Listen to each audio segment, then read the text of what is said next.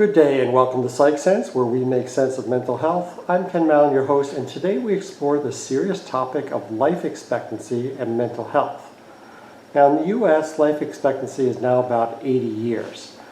But as recently as the 1970s, it was 10 years less than it is today. Not all groups have benefited by the increase in life expectancy. African Americans, for example, live 5 years less. Now, what if I were to tell you that there is a group of people in the US whose life expectancy is a full 20 years less than the average person? The group I'm talking about are those suffering from severe mental illness. That's right, they live an average of 15 to 30 years less. Now, those mental health disorders generally classified as severe include schizophrenia, bipolar disorder, and major depressive disorder. If you had to guess a cause for why these people live in 20 years less, you'd probably point the finger at suicide. And for a long time, this was thought to be the sole cause for reduced life expectancy. Higher suicide rates, particularly among those with major depressive disorder, certainly do contribute. But the story is much more sad. I don't even know what the right word for it. I'll just say that the way our society cares for the severely mentally ill is shameful.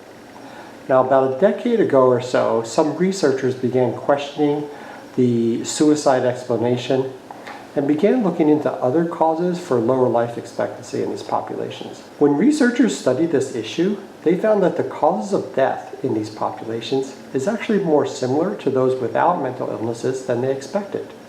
While it is true that suicide and accidental death occur at increased rates amongst this group, it was found that other diseases were also killing them. Diabetes, heart disease, cancer, and lung disorders. Does this sound familiar? It turns out that the severely mentally ill are dying from much the same illnesses as those that are not severely mentally ill.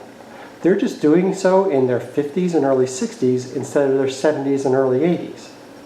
Now, if there were a racial, geographic, economic, or other group dying 20 years earlier than the rest of the population, you'd probably see immense research going into figuring out why.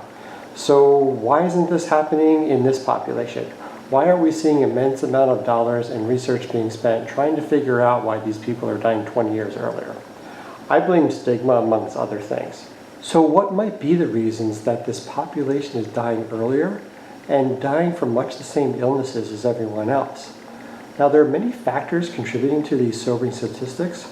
I'll just spend a moment pointing out perhaps the three biggest causes. The first thing is, and this is kind of sad of course, is that people suffering from severe mental illness, they just don't take very good care of themselves.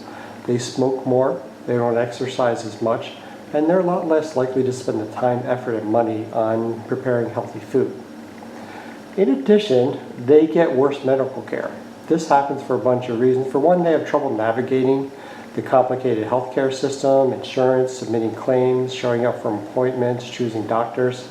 And many primary care physicians are not very well trained to handle the severely mentally ill. The interesting thing is that if you go into the doctor and let's say you have a knee pain, you have a heart problem, you have a lung problem, they don't hesitate to bring in a specialist like orthopedists, cardiologists, pulmonologists. But if they're seeing someone who has a mental illness, they seem to be very hesitant to bring in psychologists and psychiatrists. So they're just not very well prepared to handle the differences that exist here. And finally, some psychiatric medications can actually cause weight gain and high blood pressure, and this may be contributing to their increased mortality and their shorter longevity as well. The third thing I'll mention is that the severely mentally ill tend to be less likely to be married, and they're less likely to have close relationships and families and friends. Plenty of research has shown the correlation between marriage, relationships, and longevity. So these three reasons are, I believe, the primary reasons why the severely mentally ill are dying on average 20 years earlier than their mentally healthy counterparts. To sum up, hundreds of thousands of the severely mentally ill are in our prisons, sometimes inappropriately. The isolation causing their illness to worsen rather than improve. And it's likely that an additional hundreds of thousands are homeless on our streets. So I make this video to bring attention to the severely mentally ill, a group whose life expectancy, although some 20 years less than normal, does not get sufficient attention. I hope you found this video informative. Please comment down below and I'll reply to all your comments. With that, thank you for watching Psych Sense, where we make sense of mental health. I'm Ken Mallon, your host, and I'll see you next time.